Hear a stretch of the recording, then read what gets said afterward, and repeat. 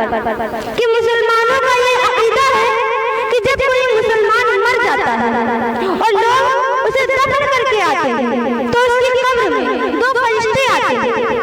उनमें से एक का नाम होता है मुनकर और दूसरे का नाम होता है नकीर। और ये दोनों फरिश्ते उस मुर्दे से सवाल करते हैं। पहला सवाल करते हैं मन रब्बुका, तेरा रब कौन है। दूसरा सवाल करते हैं माँ दीनुका, तेरा दीन क्या है।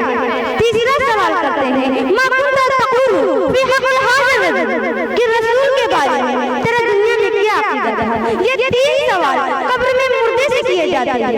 और जो तीसरा सवाल है इसके बारे में उलमा फरमाते हैं कि फरिश्तों के हाथ में एक शबीह मुबारक होती है और वो शबीह मुबारक उस मुर्दे को दिखाई जाती है और उससे पूछा जाता है मा कुंता तक़ूलु फी हक़्क़ि हाज़िर, कि ये तस्वीर में इनके बारे में तेरा दुनिया में क्या अक़ीदा है।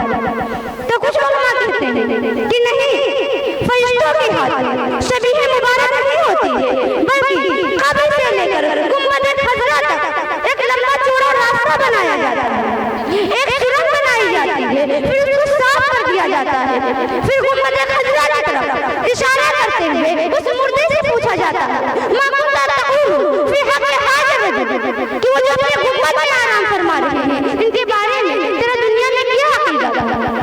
तो कुछ उलमा कहते हैं कि नहीं, फरिश्तों के हाथ में न तो शबीह मुबारक होती है और न ही कब्र से लेकर गुंबद खज़रा तक रास्ता बनाया जाता है, बल्कि अल्लाह के हबीब खुद कब्र में तशरीफ लाते हैं। बेशक सुभान अल्लाह माशाअल्लाह, अल्लाह के हबीब खुद कब्र में तशरीफ लाते हैं। और यही अक़ीदा इमाम आला हज़रत मौलाना बरेलवी रहमतुल्लाह अलैह ने पूरी दुनिया को दिया है और इरशाद फरमाया है कि कब्र में लहराएंगे काश चश्मे नूर के, कब्र में लहराएंगे काश चश्मे नूर के, जलवा फरमा होगी जब सुभान अल्लाह माशाअल्लाह।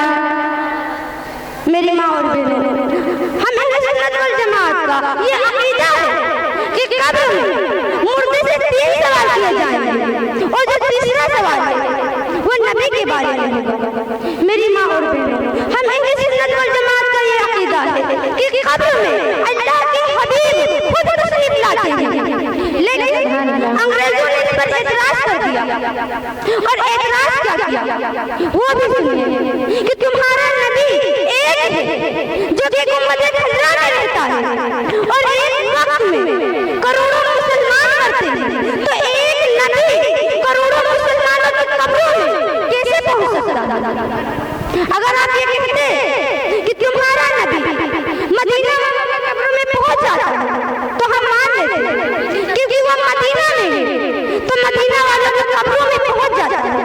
लेकिन इस वक्त जद्दा वालों की कब्रों में नहीं होता, रियाद वालों की कब्रों में नहीं होता।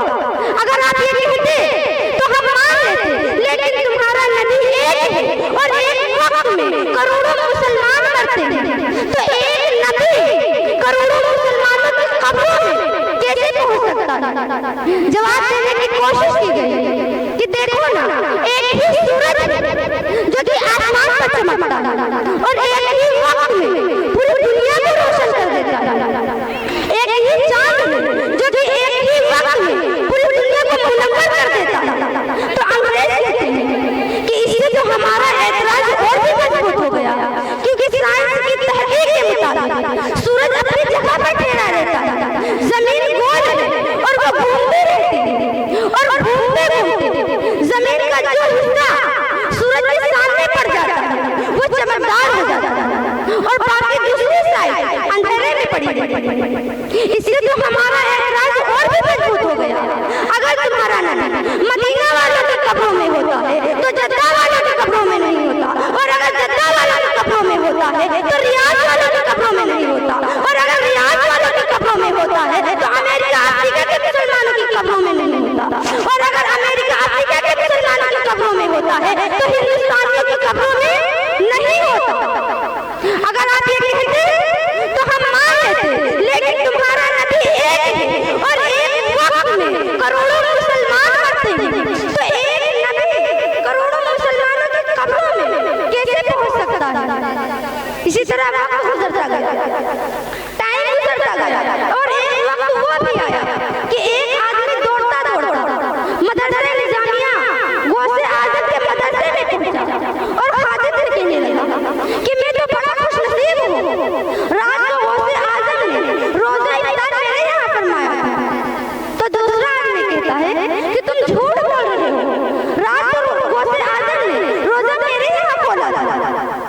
तो तीसरा आदमी कहता है कि तुम दोनों झूठ बोल रहे हो, रात तो हो से आदत है रोजा मेरे यहाँ खोला था।